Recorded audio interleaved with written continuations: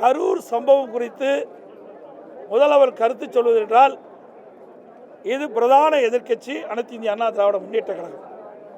கரூர் சம்பவம் நடைபெற்ற நிகழ்வு குறித்து பிரதான எதிர்க்கட்சி என்ற முறையில் எங்களுடைய கருத்துக்கள் தெரிவித்த பிறகு முதலமைச்சர் பதிலளிப்பதுதான் பொருத்தமாக இருக்கும் என்று நான் குறிப்பிட்டேன்.